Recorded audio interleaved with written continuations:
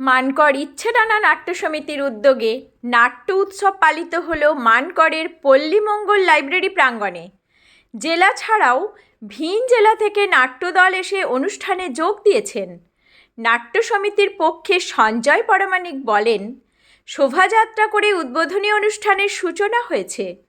অনুষ্ঠানে সমাজসেবীদের সঙ্গে বিশিষ্ট নাট্য ব্যক্তিত্বরা উপস্থিত ছিলেন। বহু মানুষ নাটক দেখতে আসছেন। স্থানীয়রা জানান, মানকর ছাড়াও আশেপাশের বিভিন্ন এলাকা থেকে মানুষ এসে ভিড় জমিয়েছেন নাটক দেখতে। মানকর থেকে নিজস্ব প্রতিনিধি রিপোর্ট, সুখবর টিভি। এখানে মানকরে পল্লীমঙ্গল লাইব্রেরি প্রাঙ্গণে আমাদের 2 দিন ধরে জেলা ও ভিন জেলা নাট্যোৎসবের আয়োজন আমাদের করেছি আর কি। এখানে 2 দিনে মোট 4টি দলের নাটক মঞ্চস্থ হবে। গতকাল আমাদের 2টো নাটক হয়েছে এবং আজকে 2টো নাটক আছে। যারা অংশগ্রহণ করেছেন বা যারা এসেছিলেন তারা গতকাল ছিলেন আমাদের পরশমণি বলে নাটকটি হয়েছে, সেটি আগামী প্রগতিশীল নাট্য সংস্থা বর্জরা থেকে ওনারা এসেছিলেন। এবং দ্বিতীয় নাটক আমাদেরই হয়েছে, স্বর্ণমৃগ, প্রযোজনা মানকর ইচ্ছেডানা নাট্য সমিতি।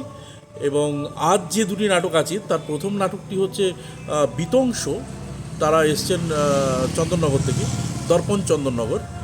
এবং দ্বিতীয় নাটক যেটি আছে সেটি হচ্ছে ফকির কলমা অপেরা, প্রযোজনা সাঁইথিয়া ওয়েক আপ নাট্যদল, বীরভূম থেকে।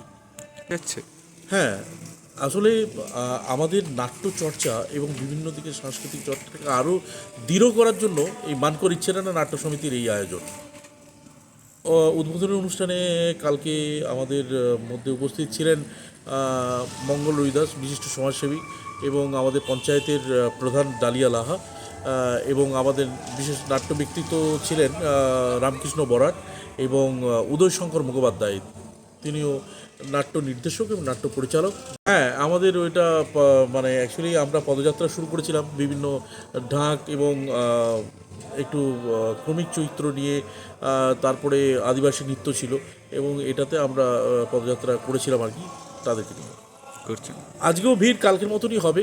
কালকে প্রচুর মানুষের ভিড় ছিল। আমরা শেষে জায়গা দিতে পারিনি, মানে আমাদের চেয়ার সংখ্যা যা ছিল সেগুলো ফুল হয়ে গেছিলো এবং তারপরেও মানুষরা দাঁড়িয়ে দেখেছেন। আমার মনে হচ্ছে এবং আমি আশা রাখছি যে আজকেও সেরকমই ভিড় আমরা আশা করছি আর। আমার নাম হচ্ছে সঞ্জয় পরামানিক, আমি মানকর ইচ্ছেডানা নাট্য সমিতির নাট্য নির্দেশক।